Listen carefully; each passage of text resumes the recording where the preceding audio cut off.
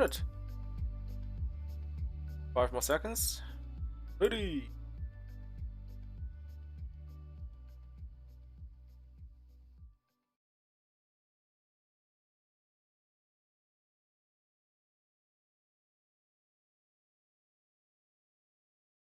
Hey, we are a small snippet of Squanch Games, and we are here to tell you how excited we are to be a part of the Microsoft Games Show Extended. Game Showcase Extended. You know, Game Showcase, Showcase Extended.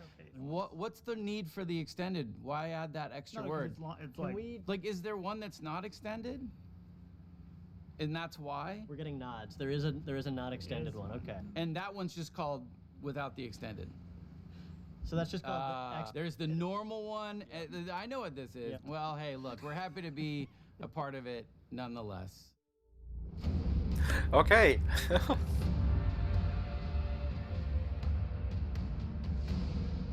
You see the extended part of this showcase.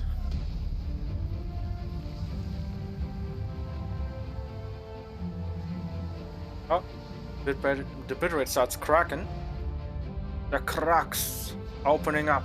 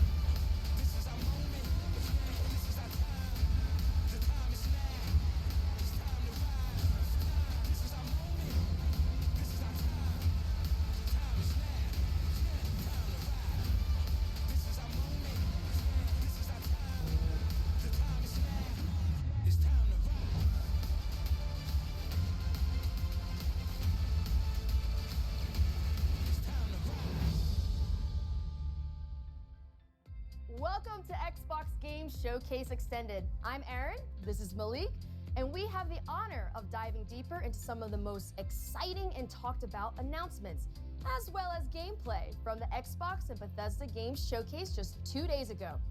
For the first time ever, the entire showcase was focused on games you can play over the next 12 months. That's right, Aaron. You saw world premiere gameplay from Redfall and Starfield, and today we've got Bethesda's own Pete Hines right here to tell us more.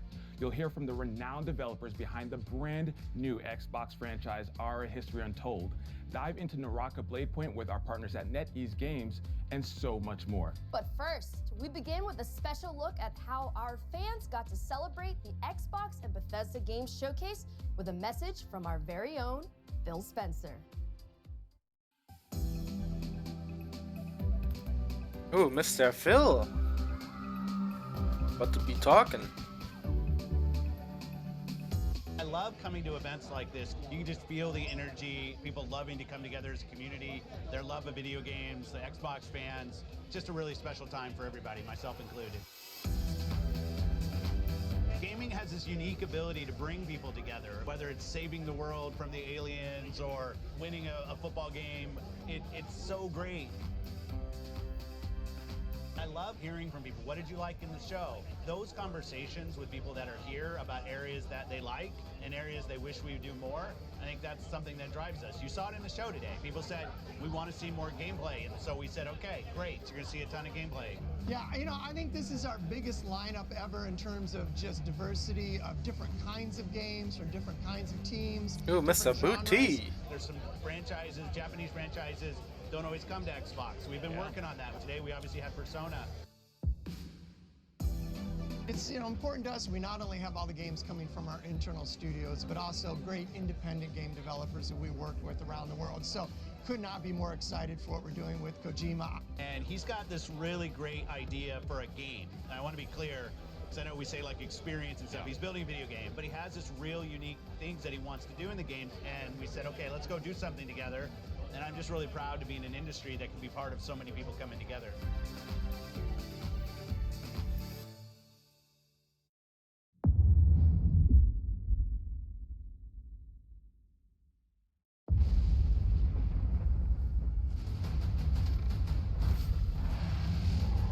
Is that a new game that we haven't seen?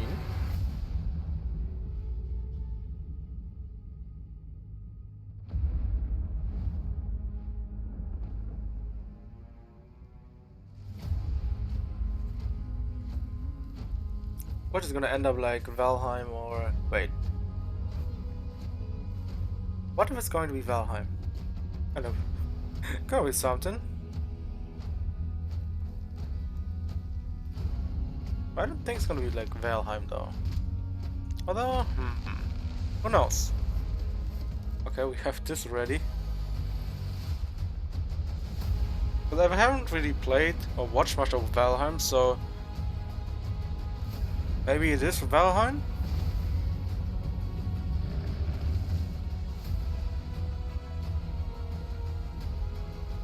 Like a Valheim no, expansion, or it might be DLC. Yep. Yep. Yes, it was Valheim. Seeing a lot of Vikingers.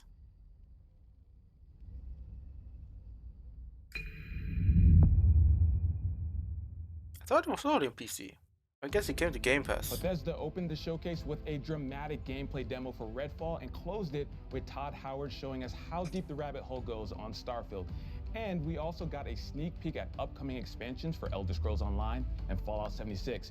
Here to break it all down for us is the man, the myth, the legend himself, Pete Hines from Bethesda. Pete, how are you? I'm great. Good to see you. Good to see you as well. So about a month ago, you all announced some delays for both Redfall and Starfield. So I wanted to give you a chance to tell us a little bit about the decision-making process for that.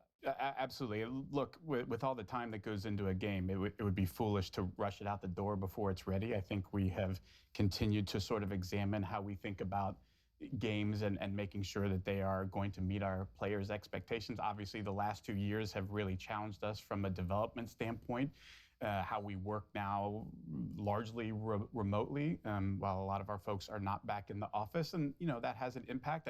I also think we've been thinking about things like release dates and when do we give those out, and how do we make sure we give one out that we actually hit and don't have to change later. So it's not something we undertake lightly, but at the end of the day, I think what our fans expect, what Xbox fans, what Bethesda fans expect is a high quality game, and we want to do everything we can to give our teams the time to fully realize the games they're making. Yeah, and I think that's what it's all about, right? Like delivering an amazing experience for the players out there. And so, speaking of games, we're just going to jump into it. We're going to start with how the showcase started with Sounds good. Redfall. Now, before we even get into the game, Arcane's making the game, and I want you to talk a little bit about the pedigree of Arcane, just in case people don't know. Sure.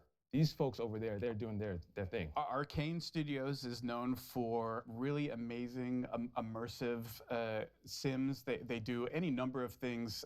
If you play games of theirs, Dishonored 2, Prey, there's a lot of common threads you'll find in them. They create really amazing, believable worlds. I think that's a big part of their game is when you're in Dunwall or you're up on a space station in Prey, that it feels believable. There's a reason why things are the way they are. They're also a big believers in systems-based as opposed to scripted. So they really embrace player freedom and sort of giving players the tools to decide, you figure out how you want to complete this mission or get through this area. We're not going to tell you how. We're just going to give you tools and then give you the freedom to go and do. But, there's great characters and interesting story. They bring a lot of different This elements. could be a really good really game. let the Arcane player is create it. the experience. Of course, it they looks like a And that's what it's all KW game in about. the first Gamers have place, in the taken one of beginning. games and made it their own. But and I if think Arcane comes that's Arcane through, is making the that'll be game with that great. in mind is super important. Now, how similar or dissimilar would you say this game, Redfall, is from the other Arcane? I mean, look, on the surface, it's a first-person shooter that you can play solo or with, up to 4 players. And so immediately you might say, well, it's not a single-player game, so it must be wildly different.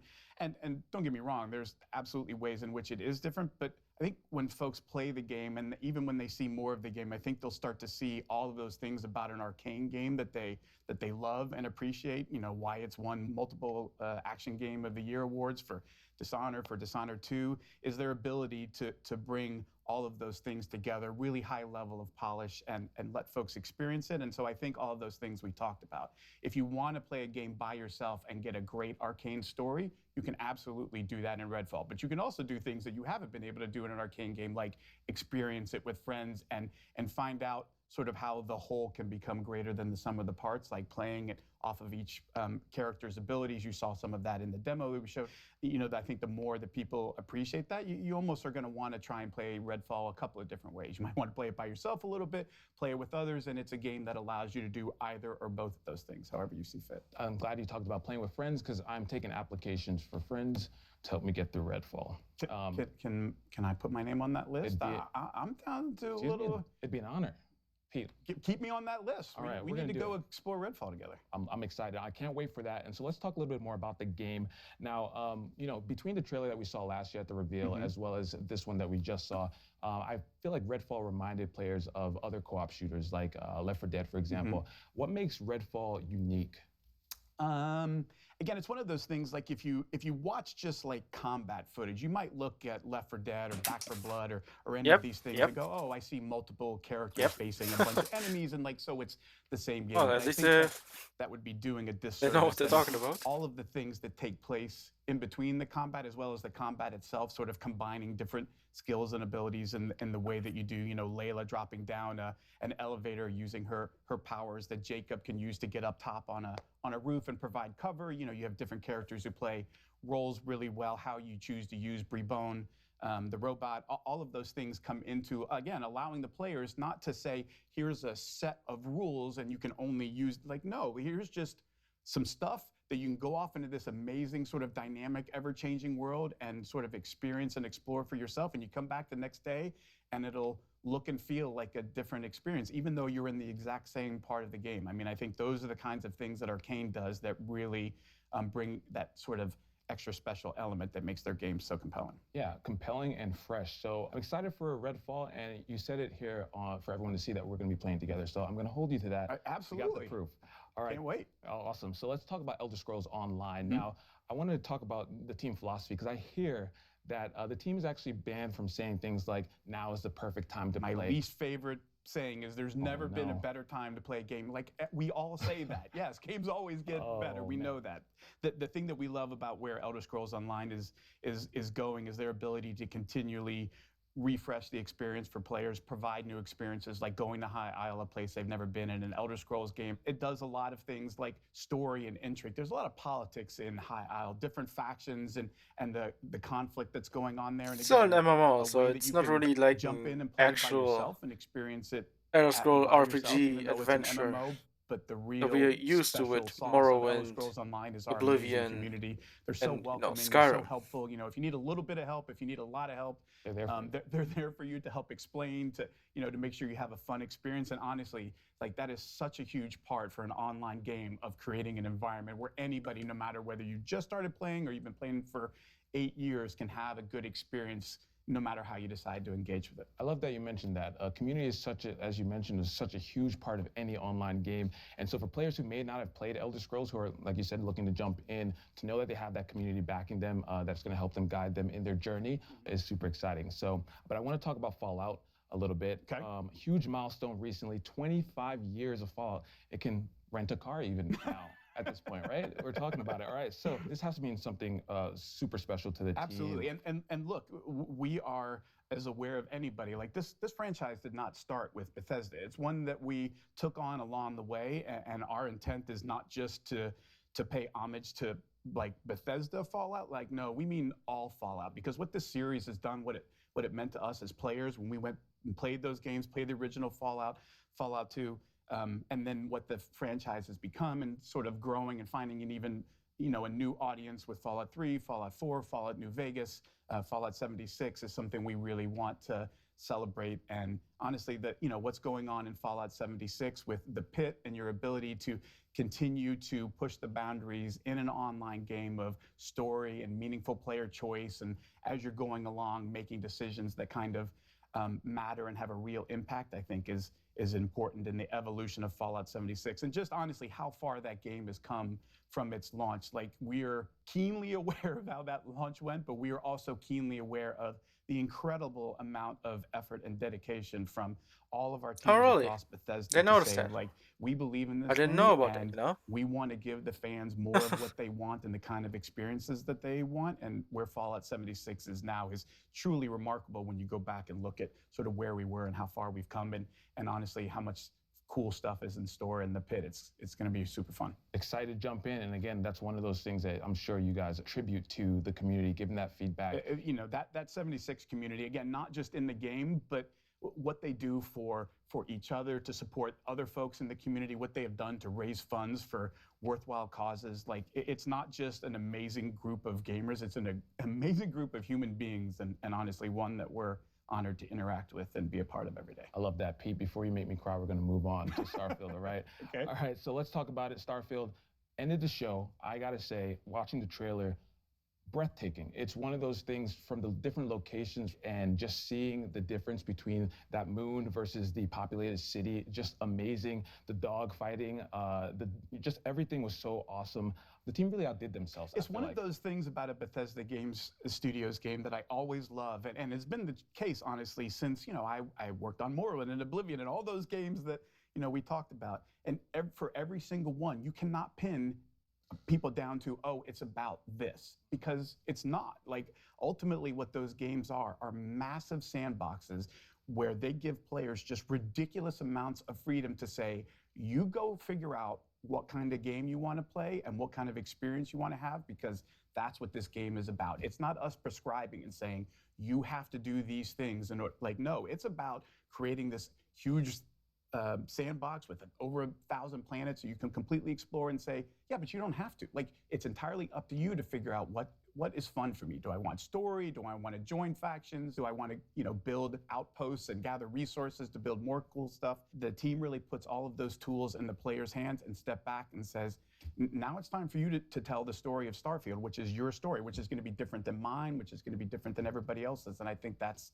really where the magic of a Bethesda Game Studios game happens. Speaking about the scope of everything, Todd said that this is what an epic RPG is. What does Bethesda define an epic RPG as? I think, again, it's sort of leaning into, look, there's a lot of folks who take a lot of different approaches on what does an open world mean. And Bethesda Game Studios always pushes themselves to the most freedom and least limitations, right? Where the items in the world are all real things. You walk into a store and there's a bunch of weapons or whatever. Like, that's not just art on a countertop. Like, you could pick those up. You could steal them and run out of it. You can create chaos. Like, we don't want to put too many limits on what the player is or isn't allowed to do.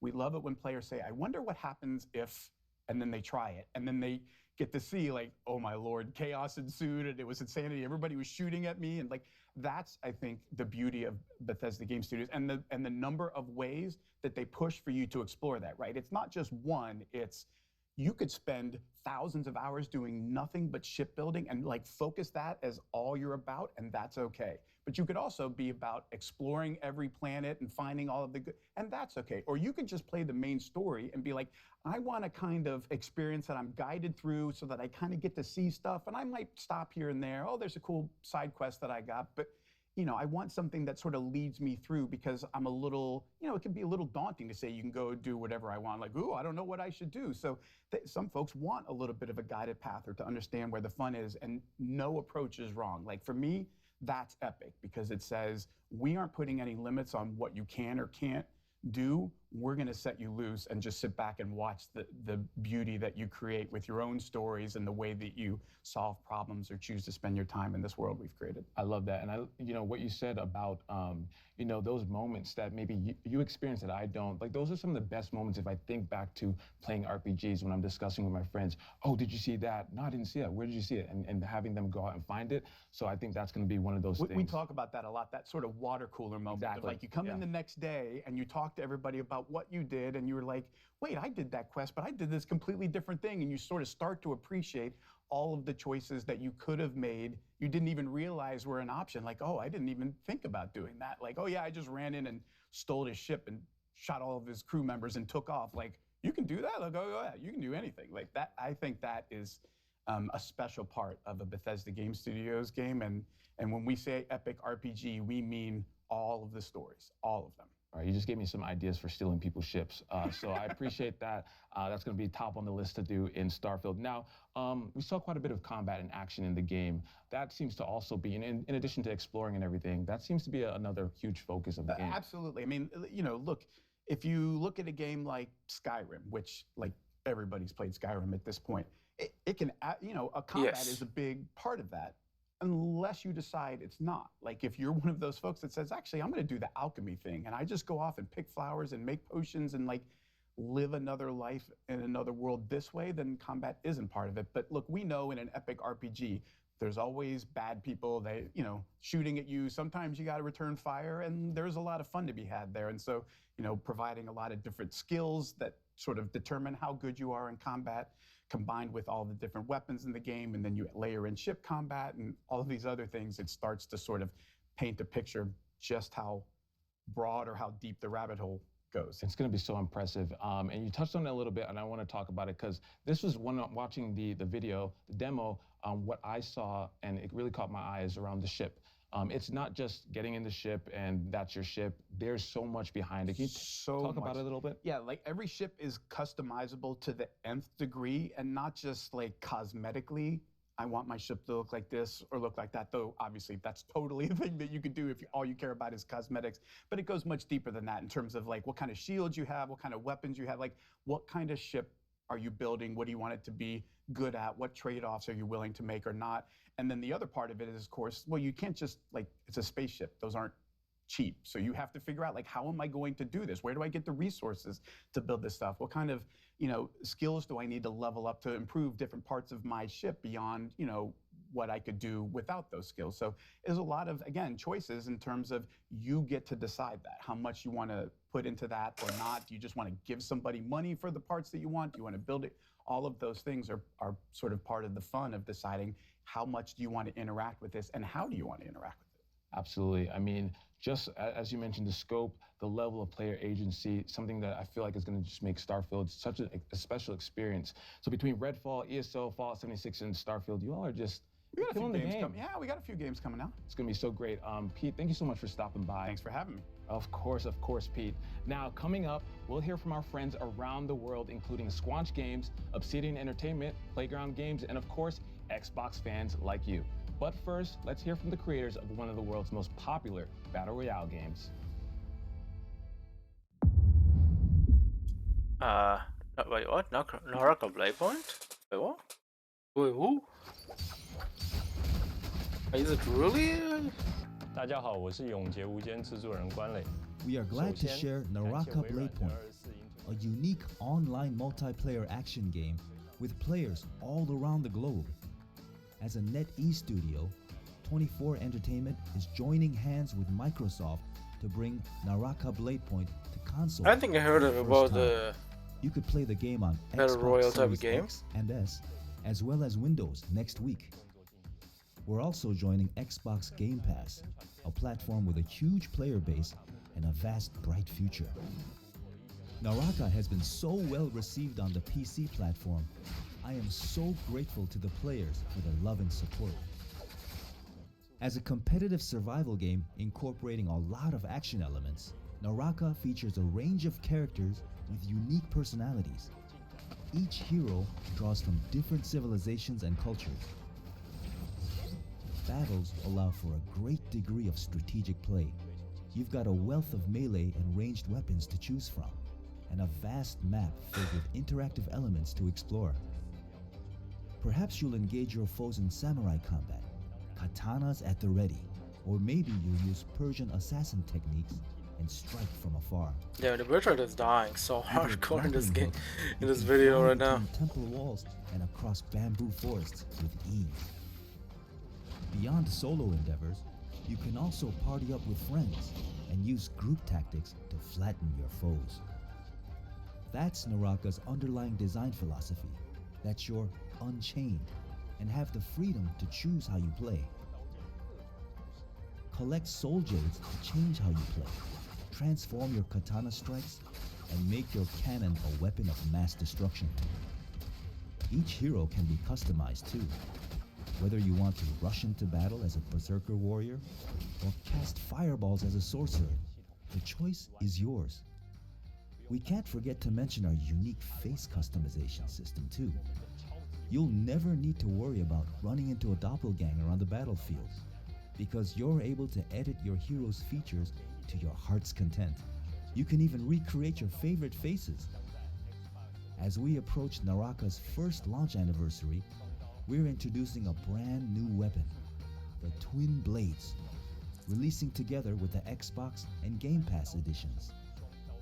Twin Blades strike with the speed of a raging tempest and sweeping blows. We've seen similar weapons in other games, but here in Naraka, it comes with a style all its own. Charging up strikes is usually a high-risk, high-reward move. With the Twin Blades, you can charge up while moving and keep your momentum as you unleash a flurry of combos on foes. Since its release, Naraka Bladepoint has launched its own faction clash game mode with Omni's Nightmare and the thrilling limited-time mode Shadow Surge. There have been many casual modes to play as well, but our community has eagerly asked for a campaign mode. We're always listening to our player base, and we're happy to announce that the wait is over. Players will see the first chapter of our campaign mode. Form teams of 3 to take on new enemy types and massive bosses. Disarming a boss won't be as easy as disarming another player though. PvP and campaign mode are two entirely different games. Oh, this looks really good. Chapters are also That's really important, badass. so we're eager to hear any feedback you have for us. We are also working on an Xbox One version and hope to see more players join Naraka later this year. Naraka is launching on Xbox Series X and S and Windows Store on June 23rd, and it's included with Game Pass at launch day. Now's your chance to dive into the world of Naraka Bladepoint. 快来体验我生无拘吧！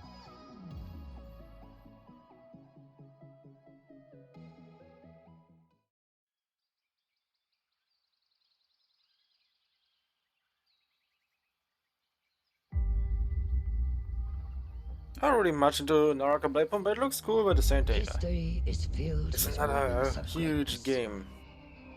Some well known, some lost to time. But what about the history that could have been if you were its architect? How would you reshape the world? What new stories would you tell? And when your people speak, would you listen? How would you lead them in this new world?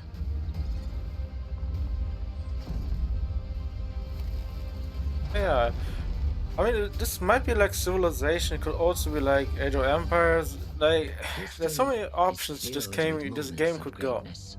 I don't think we have seen any gameplay of it. Will be yours. Maybe we might see it now, but I don't think so, since they only talk about stuff. Just, you know, let the game run it again. Ara. History Untold. So much Ara in this one. I'm excited to welcome our friends from Oxide Games for a closer look at their historical grand strategy game for PC called Ara History Untold.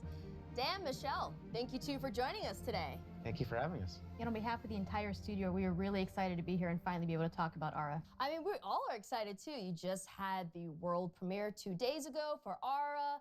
And I have to say, I'm a really, really big history fan. I love me some history, so I've been looking forward to talking to you two about this. Now, we all know this is not your first strategy game, but the vision behind Ara is so ambitious. So tell us more about it. And also for those who are new to Oxide Games, we would love to hear more about the studio as well. So Oxide Games was founded 9.5 years ago in my basement, actually, from the development leads of Civilization 5. And our goal is to push strategy games to the next level. And what's really great about working on a new IP is that you don't have kind of these It's previous going to be like expectations that a Civilization. sequel would have. And so the sky really was the limit, and we got to really take the genre to a new space. And we really hope that not only will fans of strategy games like this, but people who've never played a strategy game before will find something they love as well. You're absolutely taking it to the next level. I think I saw like a drone was in like the 18th century or something like that. It's very, very fascinating. And I think that like, if you're someone who really enjoys history, it's bringing like all of the worlds together, all the periods of time together. And that's a grand vision in itself. So how does the vision of Ara impact the player experience within the game? So one of the kind of big things we wanted to do with Ara was really explore how to make the game less about finding that optimal strategy, that optimal path, and really bring in ways to make it more meaningful to the player, make it unique to themselves. So what are different kinds of choices we can bring to the player so that when you play, it's different than when I play, and yet we can both be competitive together? How can we do things to really impact agency and expression and really let you express your values and your play styles through the different mechanics in the product? And Dan, what about you? How does the vision impact the overall experience? So one of the big things that we've been working on is what we call the living world. We wanted the expression of the game to manifest itself in a way that felt authentic and cool. So we've spent a lot of effort on making sure that the choices that you make are expressed in a visual way. And so you're going to see your citizens doing things that reflect the choices that you've made. And this is actually really challenging. So one of the goals when we founded Oxide was to not have to tell the designers, no, you can't do that thing. And so the game is obviously huge. It's just massive. And so it was a very large technological constraint from doing something like that. But we have our own proprietary engine that allows us to really bring this alternate Earth to life. I think that's the beauty, right? Because in history, the great thing about learning history is that you learn about culture, you learn about stories, you learn about things that are probably brand new to your eyes. But the way that Ara helps you remix, reimagine, and rewrite history is a beautiful sight to see. And I'm excited to get my hands on it, and I'm sure everyone else is who's watching. So let us know, where can we learn more about it, and when can we get our hands on it? Because I need it today. So if you head over to the website, you can sign up for the Insider program, which will give you a chance to join the technical alpha and play the game later this summer, which is super exciting because we've been playing it, all the time, and so now you have a chance to play. Dan, Michelle, thank you two so much for giving us the lowdown on Ara. Really appreciate it. Thanks for having us. Grounded is finally leaving early access and moving into full release with a highly anticipated story mode. Here's Adam Brennicke and Eric Dorabella from Obsidian Entertainment to tell us more. Okay, Obsidian time. Oh yeah, Grounded. We saw this scene stuff about it, so not really care too much about it. What can players expect from the 1.0 launch? So just of to me, it's like the big one, of course, is going to be a Insects, the complete game. and that means story, right? From beginning to end, you can play through. Why are you here? Who put you here? Yeah, exactly. And how are you going to get home? I think those are like the big questions that people are asking about Grounded. Originally, we really just wanted to make a survival game, and one of the jokes was, "Hey, what if we did backyard survival?" Everyone was like, "Yeah, that's a very unusual idea." But I think there's something there. One of the things that we did early on was establish the art style of Grounded. Things started coming to life as we did the initial prototypes and seeing some of the cool things, like the first time we added the spider into the yard, seeing the reactions of people in the office, even jump scares, people screaming.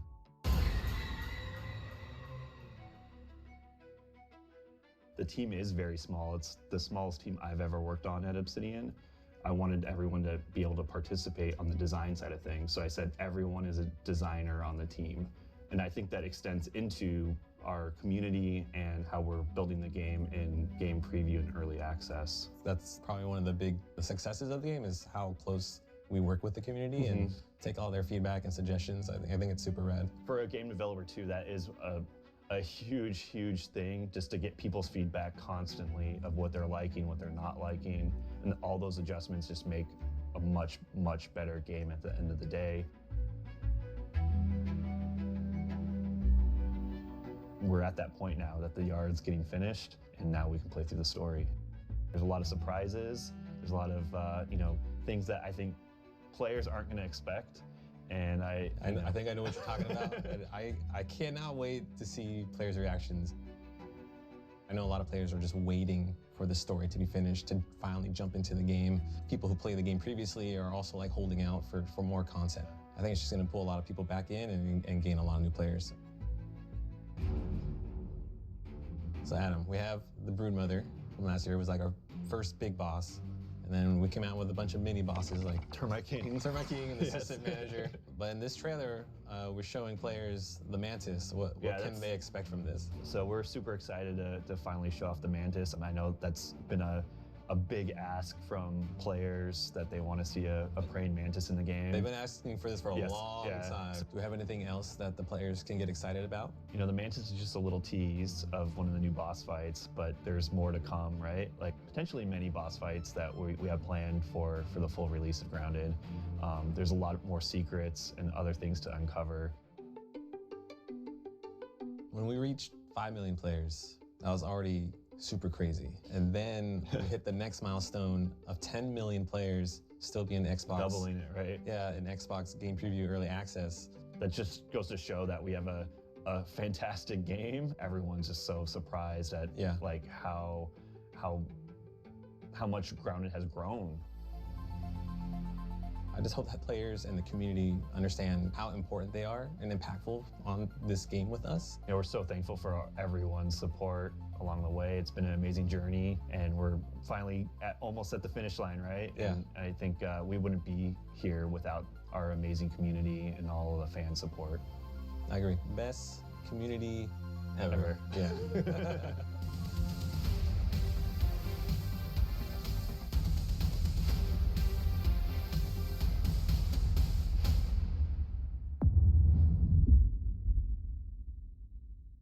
All right, flight sim now.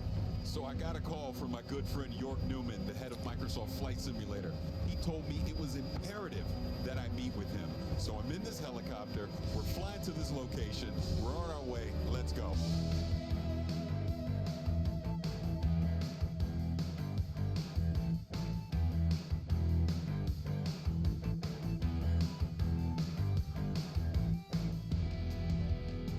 York! Hey, Paris, good to see you. Good to see you. Thanks for coming to DC, man. No, thank you. What am I doing here? Later. Let's get in. We don't have much time. Oh, okay. All right, Paris. Right across the Potomac. That's where our contact is. Are we headed towards Arlington? It's still secret. That's quite a different way of showing flight sim. York, what is this place? Oh, you'll see. Let's go.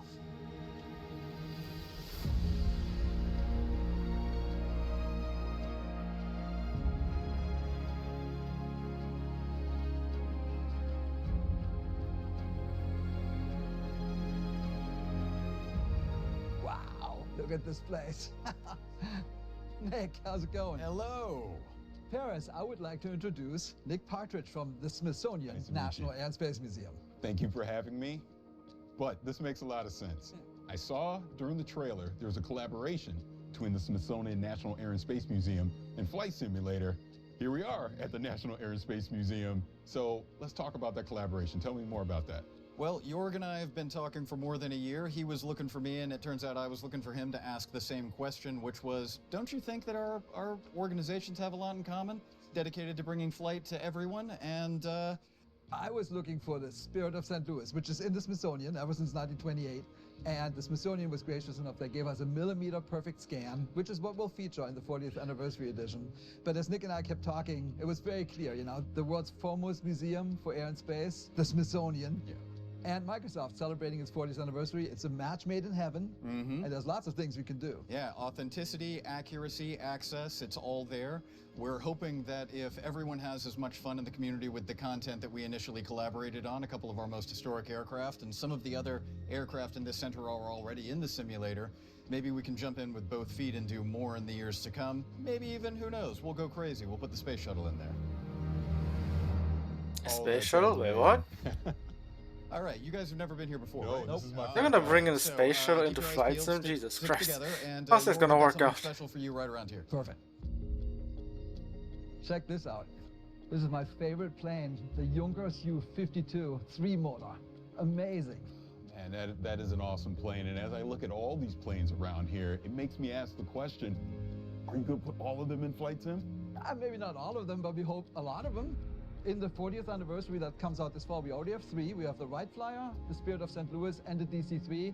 And we hope to get a few more. As Nick and I were talking, there's a lot of things we could do. Yeah, we started with the most iconic ones, and who knows? There's no lack of opportunity.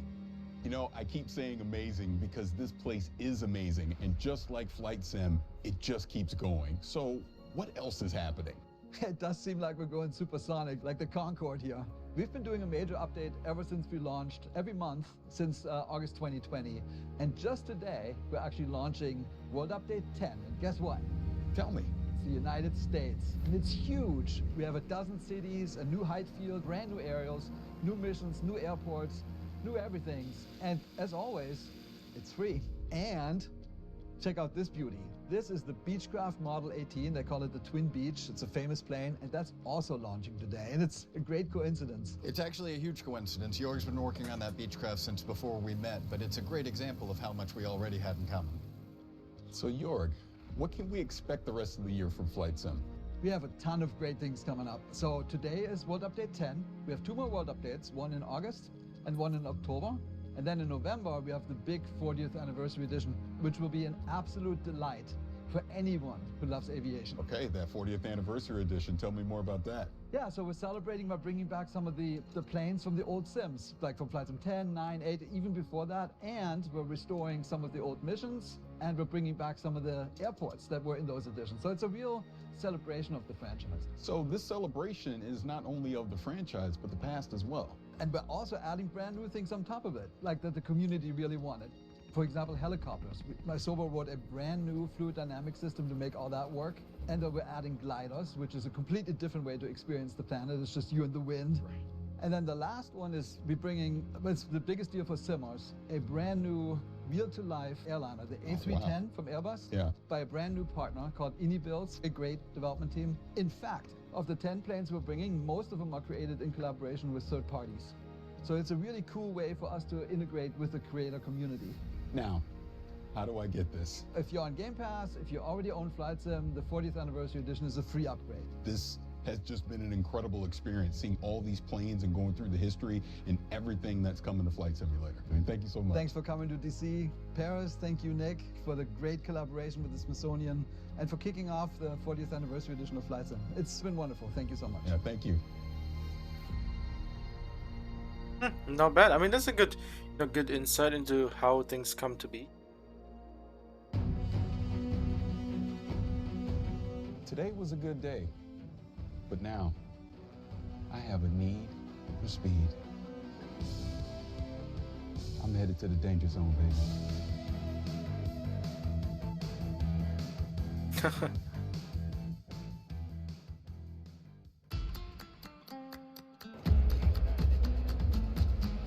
Madrid, Spain. Estamos aquí para So what do we have now? el día de mi vida, el día de la Xbox, que estoy muy emocionado. I came in Madrid just yesterday to be here in FanFest Xbox, and I'm so excited. Estamos aquí en Madrid para ver nuevos juegos como Starfield, que yo personalmente le tengo muchísimas ganas. Me ha encantado y no me lo podía perder, es un evento único.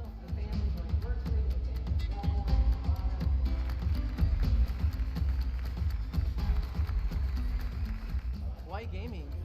Just a passion. Son experiencias únicas. Me ofrecen algo que no encuentro en otro lado.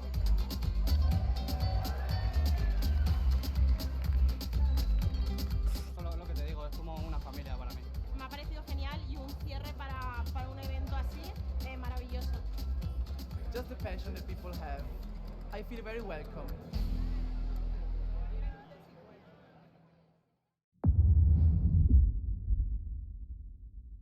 High on Life? Hey, Okay. we're just a snippet of Squanch Games, and we're here to talk about High on Life, our new action, adventure, comedy, Metroidvania, we looking kind of first-person high on life? shooter that is nothing at all, a little bit like Microsoft Excel. All right, you're a bounty hunter now. Okay. You gotta help me rescue my friends. They're Gatlians just like me. I forgot what the game was, but now I remember it again. It's this I got from the makers of Rick and Morty, so That's our game. the creators. High on Life. Pretty insane. There's a lot to talk about. Let's dive in. So Justin, you're typically known for working in animation. What brings you into the world of games? Why are you in the world of games? Yeah.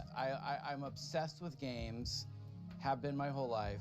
Always had ideas, always had, things I would love to make, but just never thought I could ever step into that arena because I lack all the skills needed. You don't know how games work. Other than like creative direction, creative ideas, like other than that, I lack all the skills to execute. But that's why, that's part of why you want to start Squanch, right? Is like to be able to have an idea like that and let it grow to something amazing. And to be able to be creatively free. I wanted to make games that I wanted to play. And that was sort of the spark that just lit the fire of Squanch Games. And then we shipped Trover and we shipped Accounting Plus, and now we're on this absolutely dream game. This is like our real legit swing at like a proper, we're indie, but like this is like our AAA, or is it triple I for indie? We're triple I. Yeah, this is a triple I game. So the story of our game mostly follows like Earth being invaded by this evil criminal cartel of aliens who come in and kidnap humans and start selling them on the black market like they're drugs. And It's you're already the one fucking who has to team up with ridiculous. a talking gun and stop Might as well them. go high on When life, you right? select a cartel leader that you're gonna go after, like it opens the portal door to that world that they're in. Eric, can you tell us a little bit about the worlds of the game, the art style of the game, the visuals? Yeah. So we spent a lot of time kind of constructing and creating these awesome alien worlds. Myself and Mikey Spano, who is our art director, him and I worked like a ton on the sort of art direction of the game. He really kind of landed in this space, which was kind of Blade Runner meets the Muppets. So we're trying to capture that feeling with all of our characters, and especially our aliens. And then each world is its own kind of unique flavor, right? I think some of the ideas came from very kind of core thoughts. Like we want to have an awesome alien, like drug-dense spa on an asteroid.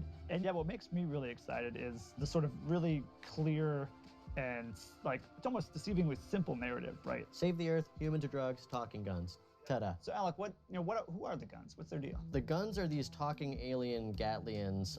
They're all shaped somewhat like a gun you'd find on Earth, but they've evolved to be just gun-like in their own way. And so this race of Gatlians But they became each has their sentient. own unique personality, Sentient their unique guns. set of abilities, and you're going to be Sounds about rescuing right. them from this evil Or alien the looks cartel. And with together, all these you got to stop the bad guys. And get more Gatlians. Yeah, the get crazy more ideas what they have for Gatlians. guns. Like Yeah, what? A lot of players are gonna have very different experiences depending on what gun they favor. Yeah, you kind of pick your favorite companion to have out a lot and hear their dialogue, be part of different dialogue scenes and stuff. Yeah. Look at us, blasting away! And sometimes you can unlock the guns in a different order than another player has. So That's when you right. go back through a level, you'll see things that you would have been able to access if you'd done it in the other order. That's you so can come back. That's a Yeah. huge one. All right, so we've talked about this crazy good game that sounds amazing. Why should people be excited to play it? As a studio, we are attempting to bring A-level adult comedy into video games. Something I love about Squanch is we would put a lot of effort into things that a lot of other studios wouldn't even bother with, like a single small joke that 5 players might find. Well, okay. Now I can. I love that stuff. I love like edge casing and like It's what makes you remember a game. when you yeah, pass like it if on. a player's trying to break the game in a certain way and then you have an answer for that for them, that is like such a memorable and amazing moment. It's almost like watching TV, but the viewer is able to reach into the TV and poke a thing, and the character has to respond to that. And there's so much fun to be had for the You can most skip part. it all. We worked really hard on it if you want to skip it. Yeah, if you want to just like miss out on like, Yeah, some if you're of like the a big coolest- dummy and you don't want to play the game at all, that's fine. We're not going to judge you. We're just going to be upset.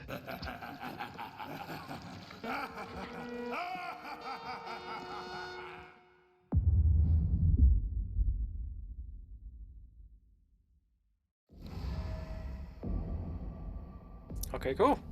Now we wait. This is gonna be fun.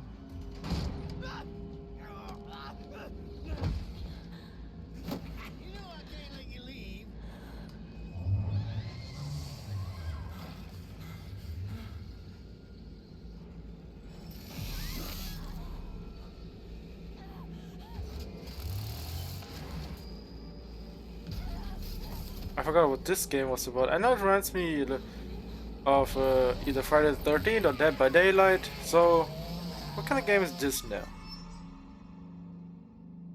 Is that Chainsaw Massacre? Wait, what? That is a new game that we haven't seen. Cool. The problem is, if they can keep it alive, like same with, Friday the 13th, we didn't hear anything about it anymore. Pentiment is a narrative adventure game set in 16th century Bavaria, which is part of the Holy Roman Empire. You play a character named Andreas Mahler, who is an artist working at a Benedictine abbey. He gets involved in a series of murders and scandals and tries to unravel them over a period of about 25 years. The name Pentiment, it is specifically referring to paintings in which there's an older painting underneath the painting that you see on the top. And if you scrape away the top layer, you see what was left behind. This has a bunch of significance. Obviously, you're playing a painter, but also it has a lot of significance to the idea of history kind of being covered and uncovered over time. When I saw narrative-driven games with really distinctive art styles, I was inspired to make a historical game that focused on the unique art style of the early modern period that was really driven by the relationships between characters and the stories that played out over time. Hannah Kennedy was really integral to defining the art style of Pentiment, especially blending the late medieval illuminated manuscripts with the early modern woodcuts.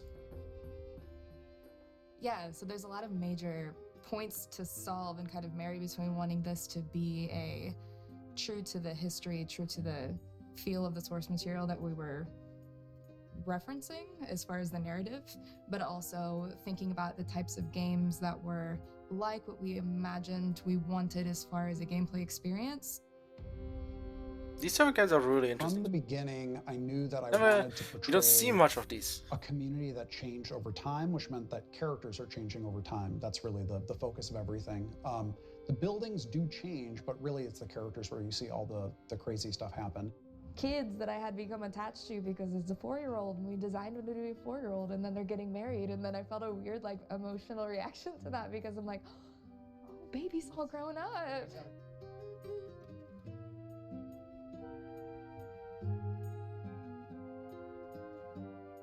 I think the 16th century has always been really interesting to me because it was a time of such social upheaval in Europe. I think when we look at social change in the past, it seems like it's a thing that always happens outside of our time. But right now, I think we're maybe more aware than ever that social change is happening constantly, and people are always struggling with it. It's always a difficult process. And so I hope that by looking at people from the past, we can see that even though the setting might be different and the specific issues might be different, ultimately we always struggle with social change. Hopefully it has a good story.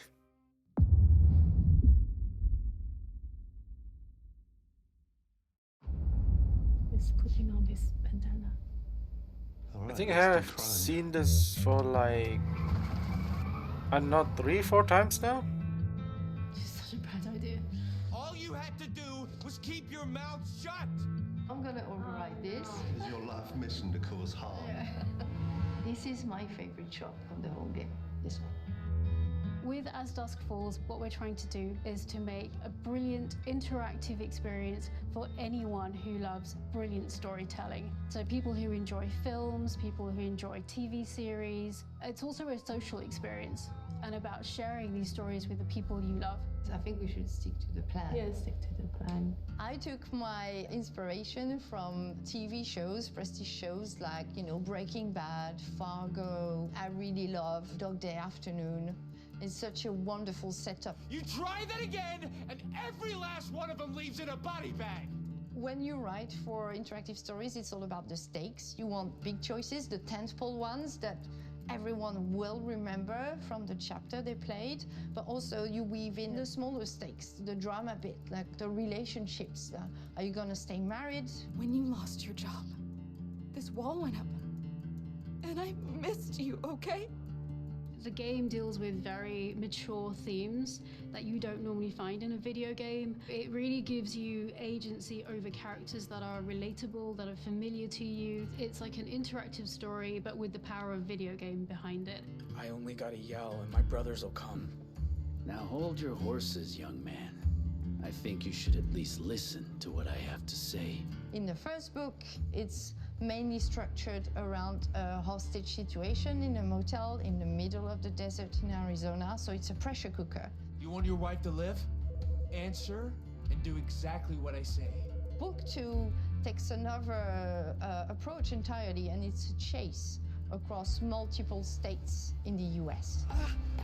There's nowhere else to run. As Dusk Falls is an interactive show, but the important part here is the word interactive. The players are very much needed to help the character on their journey and decide what's going to happen to them, help them grow and change. It's not like there's one golden path. There's so many different ways through the story. You can replay it and then you get to like different story and different ending, and you feel like you're actually achieving something and shaping the story and also the character. Some of your true self comes out into that thinking. I don't know, what would you do? I'll try to, yeah. And at the end of the game, when you play, we tell you about your playstyle, and it reveals something about the player themselves, their values, and the way they interact with the others that they played with. I think for me, one of the really important things was that this art style could tell lots of different types of stories. We want to take really beautiful, sort of subtle facial performances, really strong dramatic moments, and just really represent that such that every frame is a painting.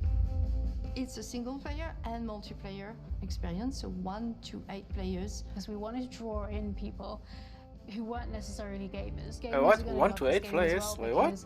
This is a single player game. In-depth story. But this game really taps into your life skills rather than your gamer skills, puts everyone on a level playing field. You did well there, that is a ferocious job. I did it. You share the same character, you discuss, you make decisions, and majority wins. It's like each player is like a voice in the character head. Are you taking the money this time? I am definitely not. Take the cash. It's been a massive journey, and I can't believe we're just like so close, touching distance to this game. Yeah, I'm gonna miss it when it's done.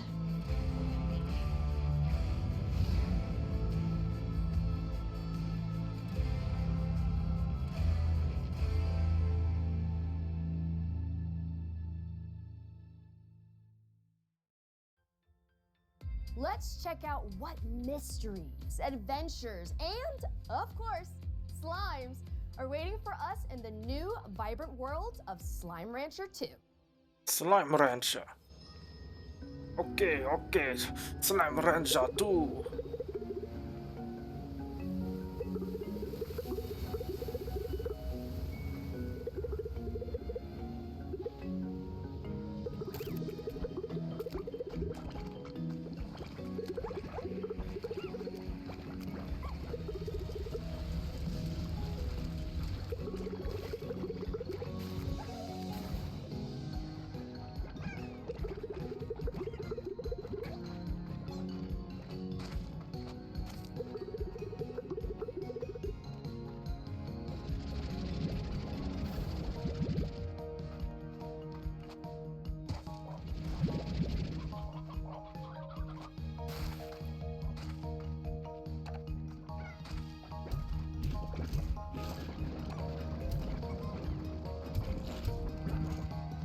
I mean, I haven't really played the first one, but I mean, I was never really a big fan of these type of games because, you know, it looks alright. It's not really, you know, my type of enjoyment in games, right? Like, yeah, it looks pretty, you know, it's like a simple collection game or like a Minecraft game. It's like building a ranch, because it's called Slime Rancher.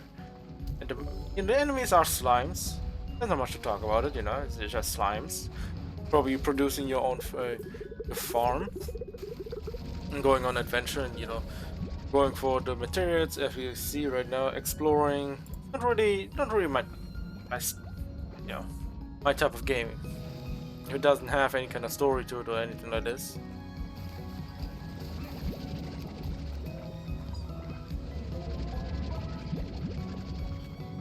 But yeah, for the people who enjoy this, I think that's really great. For me, not much.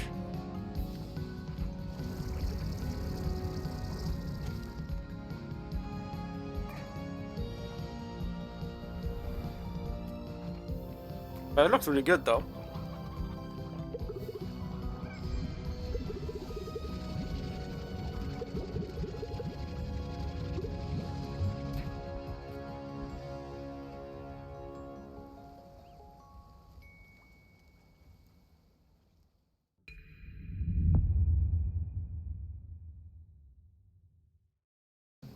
All right, time to get going. First trip in a while. Put this in here. Australia. Passport. I need a passport. Where's my passport? Passport.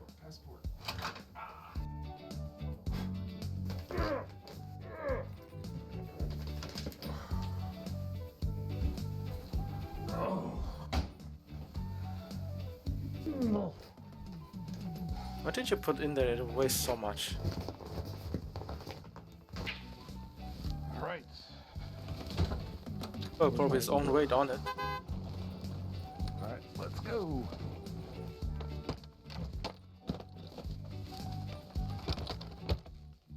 Let's go.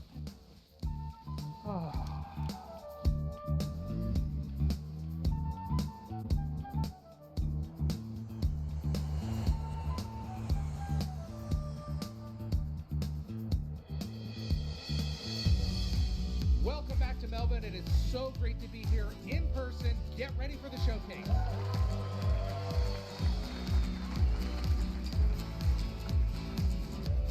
Well, I didn't really notice that they're doing all these, I guess, things all over the place. So I guess they're gonna be doing probably sprinkled in after every second show or so. Or like behind the scenes, throwing the fan stuff in there.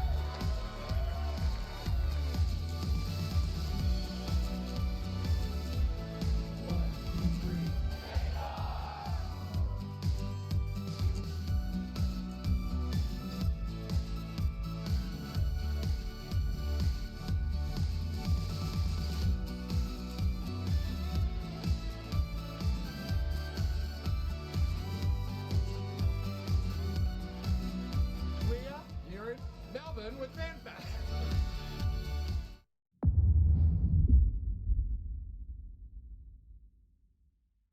We are so excited to tell you all about Forza Horizon 5 Hot Wheels, the first expansion for Oh, Forza cool. Horizon 5. So, Mike, let's start with why the team decided to bring Hot Wheels to Forza Horizon 5's Mexico. Our fans have been telling us for years about how much they loved Forza Horizon 3's Hot Wheels expansion. So we've been waiting for the right time to bring everyone another Hot Wheels adventure.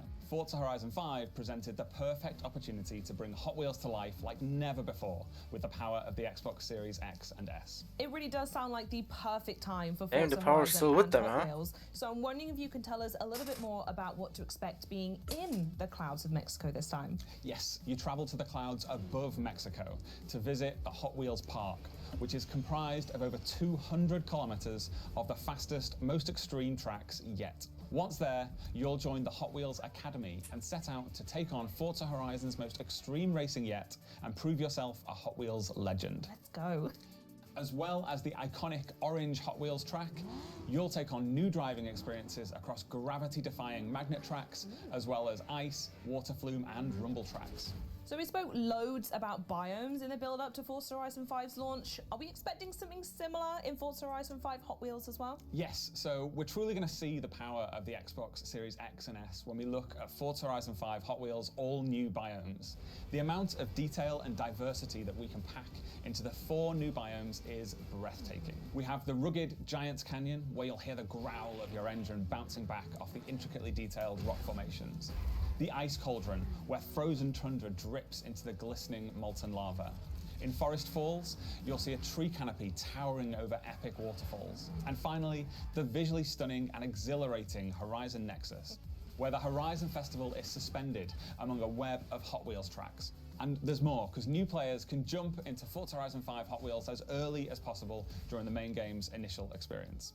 And how are people going to be able to use Event Lab in Forza Horizon 5 Hot Wheels? So in Event Lab, you'll have the freedom to design, build, and share using the new Hot Wheels Creation Kit. That's over 80 new track and stunt pieces that instantly snap together thanks to our new building tools. You can then share your creations with the entire community for players to discover and play. We are anticipating our community building an ever-evolving catalogue of new player-created Hot Wheels events that everyone will enjoy. They all sound absolutely incredible, Mike, but I'm going to ask you the most important question in the room. Can you tell me a bit more about the cars? Yes, so we have 10 new amazing cars coming to the pack, including 4 new Hot Wheels cars, which have been scaled up to real-life proportions. We have the Diora 2, the Bad to the Blade, the Baja Bone Shaker, and the Chevrolet Hot Wheels Copo Camaro. Forza Horizon 5 Hot Wheels introduces the most extreme tracks we've seen yet in Forza. So we've added some new extreme track toys and hypercars to go with them. I want to call out the Hennessy Venom F5 and the Mazda MT900 GT3. I thought it was already in the game. I guess not. So we know Forza Horizon 5 fans naturally love co-op, so how is that continuing in Hot Wheels? So in a first for Forza, you can join up with your friends and play from the very start of the experience in co-op. You and your friends will then take on a new campaign, moving your way up through faster and faster car classes until you unlock the extreme speed of X-Class and become a Hot Wheels legend. You can also choose to take on the world in Horizon Open or team up with your friends to take on a team of Drivatars in the Horizon Tour. Ooh, I absolutely love that. Final question now though, when can we expect to play? Yes, so Forza Horizon 5 Hot Wheels releases on July 19th on Xbox Series X and S, Xbox One, Windows PC, and Steam. Mike, thank you so much for joining me. This has been so much fun. Wait, Forza is on Steam? I thought they don't launch it. Well, I guess not. I'm missing on a lot of the Forza stuff. Usually I'm, you know, much closer to the interest of motorsport games, you know. But here we are. We're knowing the most basic shit.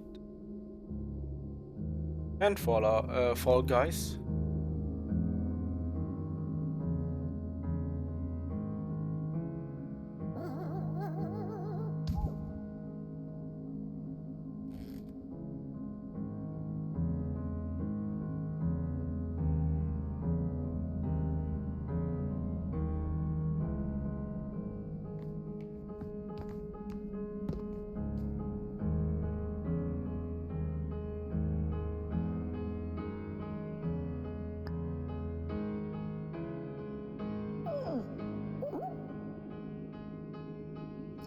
What?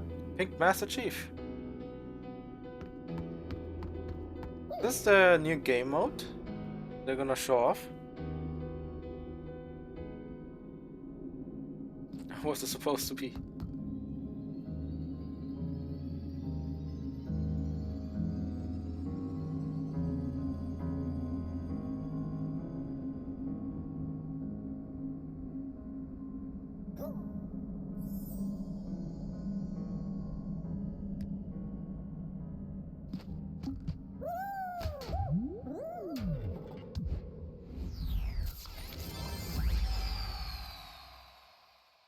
Okay, I guess another new thing. Event. Now, onto our next block, pun intended, of course. Minecraft Legends is the action strategy take on the franchise you never knew you needed. I'm here with Dennis Rees from Mojang Studios, who has just released the world premiere trailer of Minecraft Legends. Dennis, welcome to the show. Thanks for having me, Malik. So happy to have you. I mean, this is a really exciting time for the team. Let's talk Minecraft as a whole, though. That game, I have nothing to back this up, but I feel like everyone on the planet's played Minecraft at this point. But that wasn't enough for you all. You all went and made only Minecraft for 40 Dungeons, minutes, and now not we're more. moving on to the recently revealed Minecraft Legends. So one, tell me a little bit about what it means for the team to actually be able to reveal the game, and then two, just let us know what Minecraft Legends is.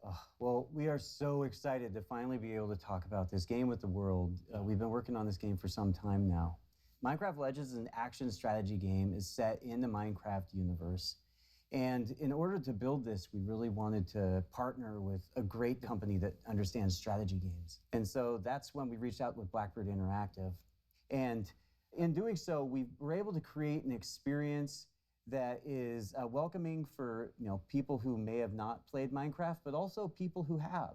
And I mean, you've seen the trailer. It's about going and traveling through these beautiful biomes, exploring this world that is familiar yet still mysterious. And so as you explore these lush biomes, you collect resources, and then you use those resources to build defenses from these dangerous but very cute piglins. And in those offensive, you're able to fight them back and send them back to where they come from. And you know what? You're going to probably want to build some alliances with some unexpected friends because they're going to help you actually defeat the piglins and send them back to where they come from. Oh, I'm looking forward to it, and I love what you said about trying to make a game that's both for fans of Minecraft that exist and new fans coming in. Minecraft can go in so many different directions, I feel like, with a new game. What made you choose action strategy? Well, really, it was many years ago as a group of folks at Mojang sitting around talking about what game genres they really enjoy. And action and strategy were the most popular ones that came up. And so we started to think about who we could partner with to build that experience. And that's where we came into Blackbird Interactive. And that was back in 2018. And, the project was codenamed Badger. And an interesting little fact for many of those people that might follow Minecraft, if you go back to Minecon 2018 and you look at the shirt that Jens Berenstain was wearing, you'll see a graphic on there, and it's in the shape of a badger head. And really, that was meant to be an Easter egg for years forward, which here we are. I mean, to be honest, that's not something. I love a good Easter egg. This was something people would expect it to be because, let's be real, people wear all kinds of shirts, so it could literally just a random shirt having if it's not from, I guess, an animal on it. Communities, and it's from Mojang specifically. Like you mentioned, Minecraft Dungeons. That's a great example where Mojang went out and we built this dungeon crawler experience in the Minecraft universe, and players love it. It's wonderful. And with Minecraft Legends, we're trying to do something similar, really. And here we're going to be introducing a narratively driven campaign with a whole bunch of new characters and a lot of other things that I'm not ready to share right now. Dennis, I thought we were friends. You can share it with me and everyone watching. No? Okay, I won't pry anymore. But tell us when the game is coming out and where we can keep up to date. It's coming out in 2023 on PC and console on Xbox Game Pass. And if you want to know more, just follow us Twitter or jump on Minecraft.net. Dennis, I'm so excited to jump into Minecraft Legends. Thank you so much for stopping by. I mean, it's Minecraft. I mean, I don't really have much attachment to Minecraft. I mean, I played it with friends before, but it was more like when it was the hype of the hype, We're here at Xbox Fan Fest. We got a whole lot for y'all. I don't really, just enjoy it more like there to do some explodey things with dynamite, and that's about it. So yeah, since then I haven't touched Minecraft at all. I see, a few RPGs here and there. But that's about it. I mean, I just cannot put much effort into. Well, not effort, but more like I cannot get into Minecraft. I just cannot. I just need something more, some kind of story or so. I couldn't believe when I was here on site that I would get to meet the real Master Chief. Experience here, out of this world. It was really cool to see. I'm gonna go get my nails done because they have a nail station and these things need to be painted. The Xbox put a lot of effort into like different, different countries and put those fan fests up there. So it's pretty cool. What a day we had today. Thank you everybody for showing up to Xbox. I don't even know if Sony does things like this. Great experiences overall. Catch you in the next one. Like Xbox goes all out for all the marketing they do.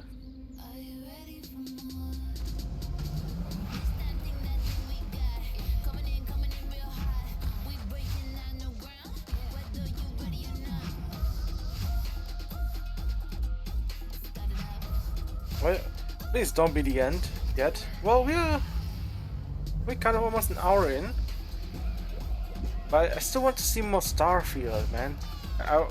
Well, we had a little talk with Pete in the beginning, but no, where's Todd, man? The Toddy Todd.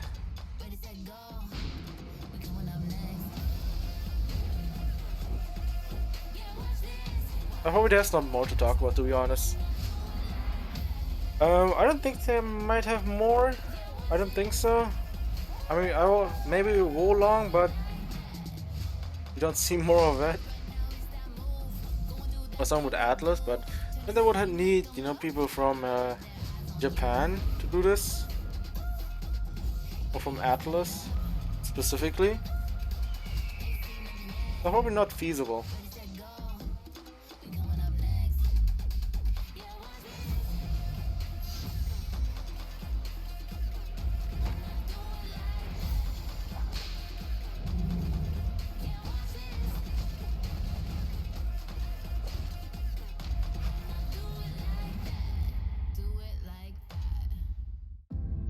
I'm joined now by Sarah Bond, who leads the gaming ecosystem organization here at Xbox. Sarah, it's so great to have you. It is awesome to be here and so good to see you too.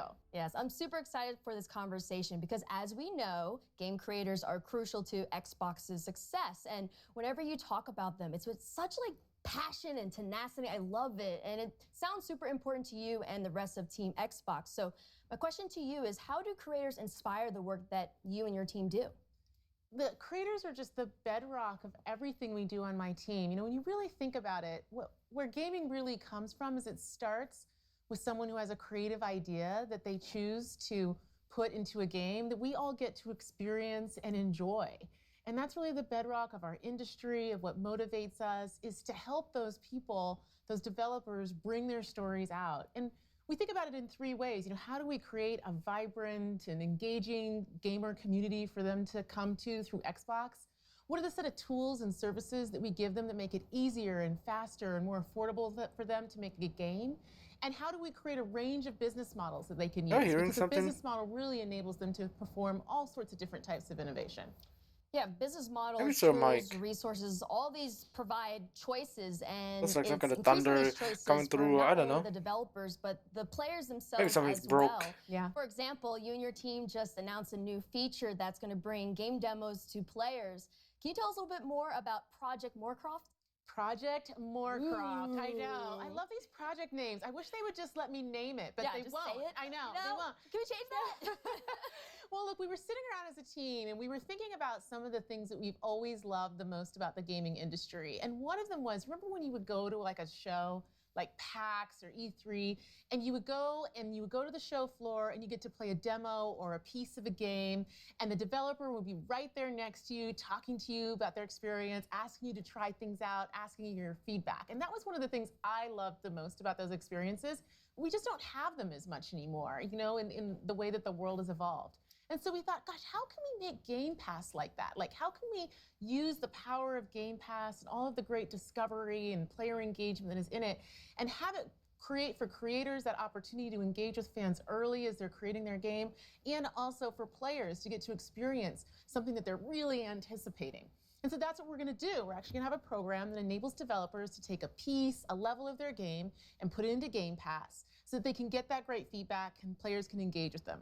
And we know it's a lot of work sometimes for developers to do that, so we're also going to compensate them for their participation in the program. I'm so excited for what's going to come when we launch that.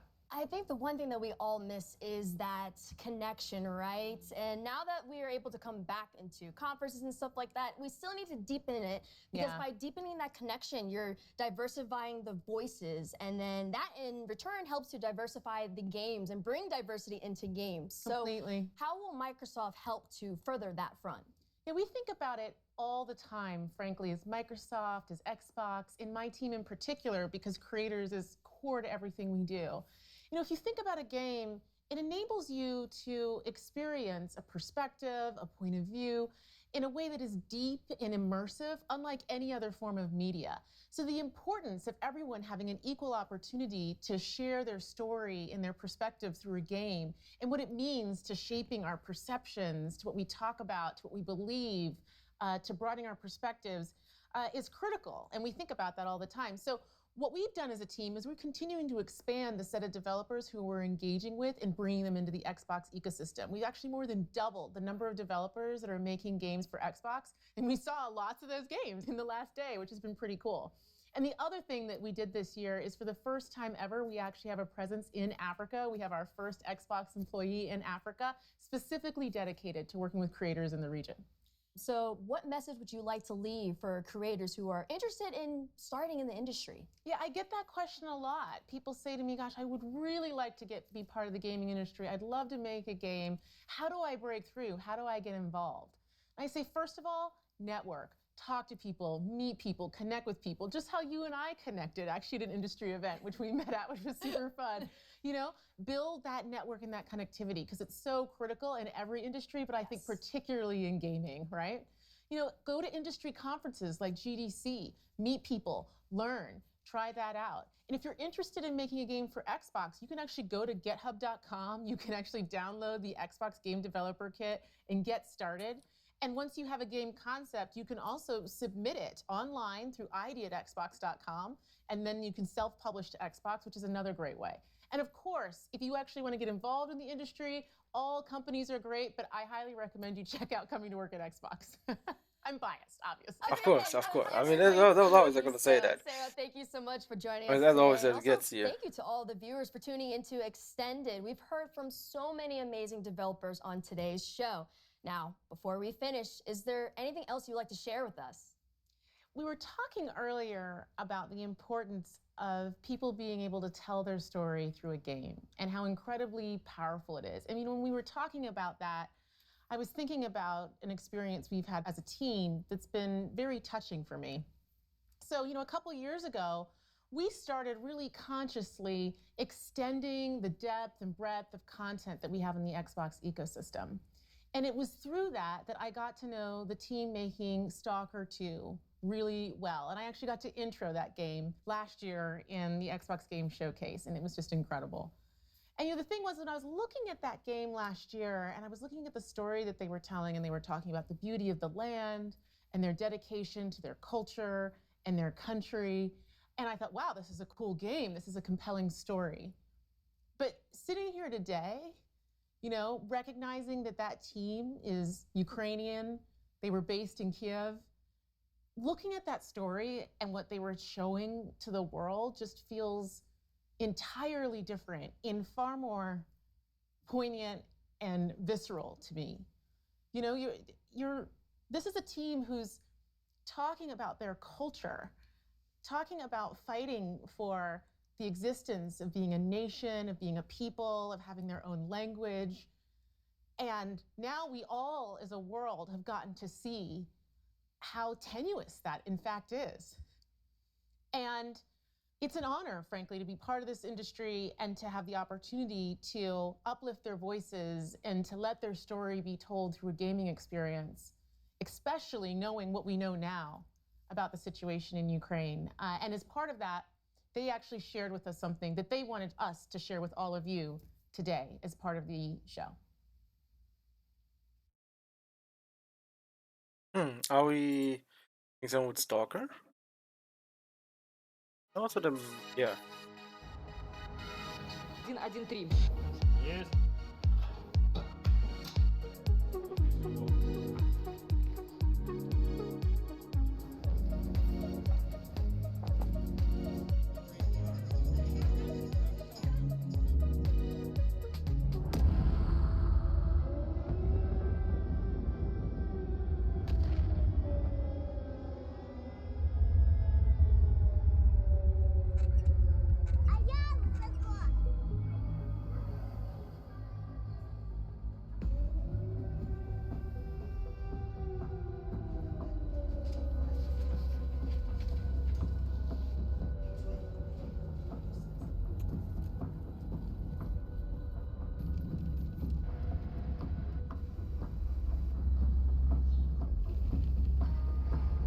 Здесь кипела работа, идеи, она не останавливалась. 3 месяца назад началась война России с Украиной.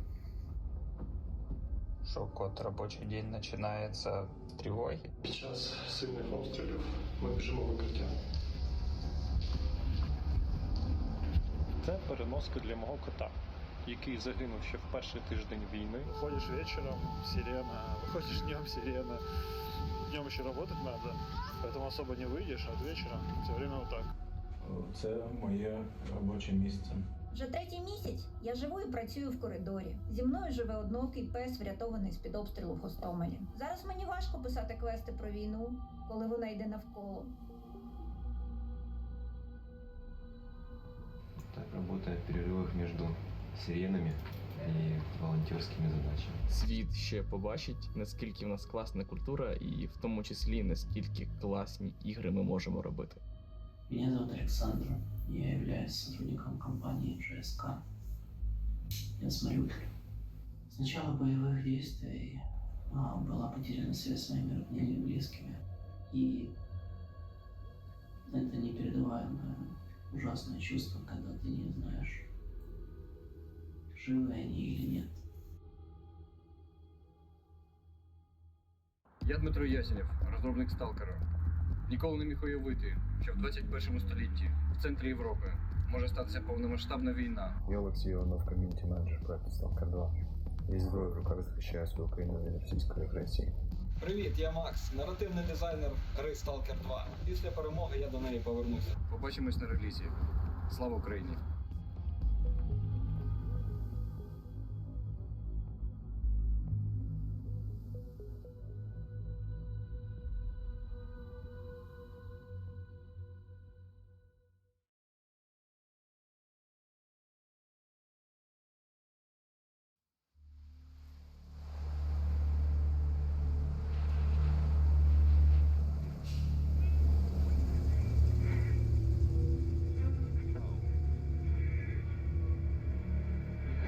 Last question, Dr. Dallin. Are you sure the perimeter surrounding the zone is really enough?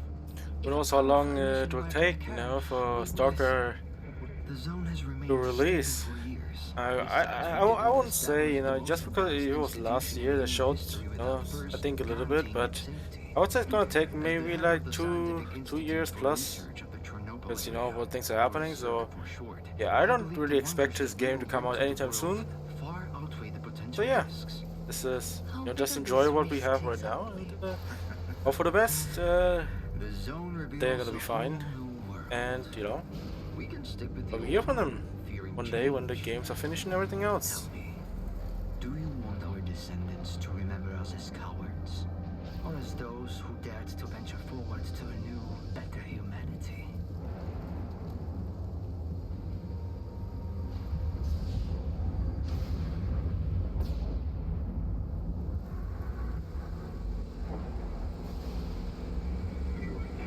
The injured were evacuated. I remind our listeners that a similar incident happened in our region quite recently, ruining homes and livelihoods.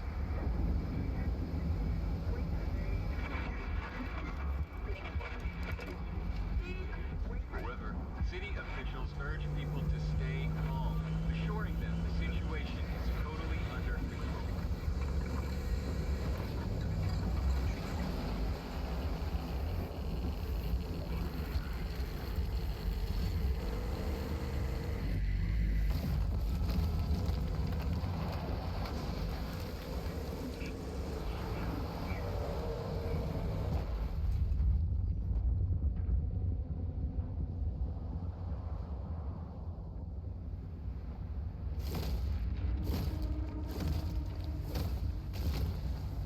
But what we have right now looks pretty good.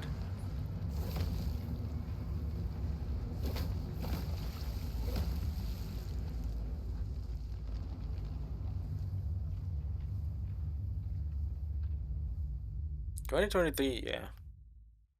I don't think it's gonna be releasing next year, but But yeah, that was the Xbox Showcase Extended.